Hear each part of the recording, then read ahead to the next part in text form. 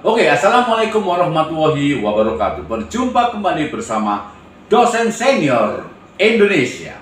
Saudara, sore ini perkenankan kepada Anda, saya akan sharing kepada Anda ya dengan tema orang yang berkarisma. Nah, saudara, karisma, apa yang dimaksud karisma? Ya, orang yang berkarisma adalah orang yang memiliki daya tarik, orang yang memiliki aura positif, dan orang yang memiliki pengaruh yang sangat kuat terhadap orang lain secara alami. Nah, hebatnya karismatik ini, ya, ini bisa dibangun. Ya, intinya adalah karisma ini bisa dibangun oleh siapa saja yang mau mempelajarinya, ya, yang mau mempelajarinya dan mempraktekannya, sehingga orang itu menjadi orang yang berkarisma dan memiliki pengaruh terhadap orang lain. Ya, kenapa ini sangat penting? Ini kalau kita lakukan, ini kalau kita miliki, maka diri kita akan berkarisma dan ini akan berpengaruh kepada karir, berpengaruh kepada hubungan baik dengan orang yang lain, dan tentunya ini akan sangat bermanfaat bagi apa saja, apakah bisnis kita, apakah karir kita, apakah hubungan kita dengan orang lain menjadi sangat baik. Nah, tips membangun karisma. Bagaimana cara membangun atau tips untuk membangun karisma itu terhadap diri kita sehingga memiliki dampak yang sangat baik. Nah, yang pertama adalah kita harus bisa menggabungkan ekspresi wajah dan raut muka serta senyum kita secara positif. Artinya apa? Kita harus bisa mengolah wajah kita menjadi wajah yang menyenangkan dengan penuh senyum. Ya, bukan tertawa, penuh senyum. Artinya apa? Kalau kita penuh senyum, ya, dan membuka dada kita terbuka begini, maka orang lain akan enak melihat kita dan kita siap menerima orang lain. Intinya adalah wajah kita harus kita setting untuk menjadi wajah yang sumringah. Yang kedua, kita harus bisa memiliki teknik komunikasi yang efektif dan menyenangkan. Ya, komunikasi yang efektif dan menyenangkan itu adalah komunikasi kepada orang lain yang dua arah. Ya, jangan hanya kita yang bisa mendominasi pembicaraan terhadap orang lain, tetapi kita harus ngerem, kita harus bisa menahan diri untuk mendengarkan orang lain pada saat mereka berbicara.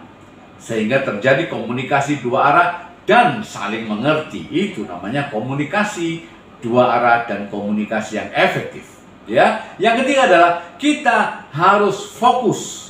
Ya, fokus dengan pembicaraan, fokus dengan apa yang terjadi pada topik itu, apa yang kita bicarakan dengan orang lain itu, dan kita sesuai dengan topiknya. Jangan sampai begini, pada saat kita bicara dengan orang lain berbicara mengenai sesuatu yang berhubungan dengan misalnya dengan ekonomi, kita sibuk memikirkan sesuatu yang berhubungan dengan hal yang lain, ini tidak nyambung. Artinya ini tidak fokus. Ya, kalau kita ini orang lain suka dengan kita, kalau wajah kita dan kita memiliki karisma yang baik, maka kita harus fokus dengan apa yang sedang kita bicarakan dengan orang lain itu. Ya, yang keempat adalah kita harus belajar. Ya, kita harus belajar berbicara dengan jelas, berbicara tidak terlalu cepat dan tidak terlalu lambat, tetapi clear dan bisa dimengerti. Ya, itu yang keempat.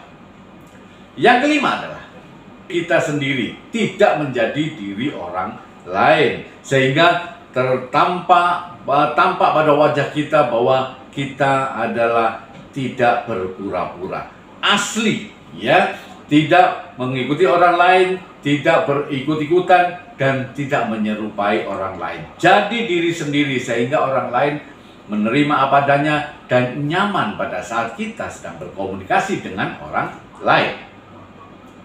Selanjutnya adalah kita harus menguasai alur cerita. Ya, artinya apa? Kita harus bisa menceritakan mulai dari A sampai Z. Kita harus bisa bercerita step by stepnya. Jangan sampai bercerita dari A ke Z, dari Z ke B, B ke C, C ke Z lagi begitu. Artinya harus berurutan sehingga apa? Lawan bicara kita, mendengarkan kita itu sangat enak dan dia sangat respect dengan kita. Ya. Dan selanjutnya adalah kita harus percaya diri terhadap orang lain. Kita harus percaya diri bahwa kita bisa. Kita harus percaya diri bahwa kita ini mampu sehingga terpancar pada aura kita dan terpancar pada aura kita bahwa kita bisa menguasainya. Ya, sehingga pada saat kita percaya diri, orang lain akan melihat dengan enak. Orang lain akan menerima kita dengan nyaman. Ya. Dan selanjutnya adalah yang terakhir ini adalah kita sekali-sekali memberikan pujian terhadap orang lain, memberikan perhatian pada orang lain, ya. Artinya apa? Jangan sampai orang lain berbicara langsung Anda potong, ya, sehingga mereka merasa tidak nyaman. Jadi pada saat dia berbicara, kita harus tunjukkan wajah kita untuk memperhatikan dan sekali-sekali kita memuji, oh bagus sekali, gitu ya. Artinya apa? Membuat orang lain suka, maka dia akan respect kepada kita.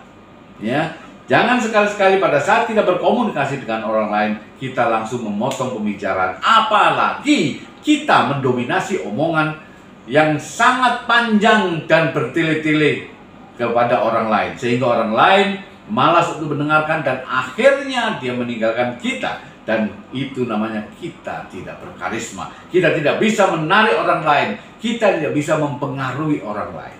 Intinya adalah orang yang berkarisma adalah orang yang menyenangkan dan orang yang mampu mempengaruhi orang lain, ya, secara alami. Ya, saudara, tolong praktekkan. Semoga ini bisa bermanfaat bagi Anda dan Anda bisa menjadi orang yang berkarisma dan menyenangkan bagi orang lain. Sukses bersama Dosen Senior Indonesia.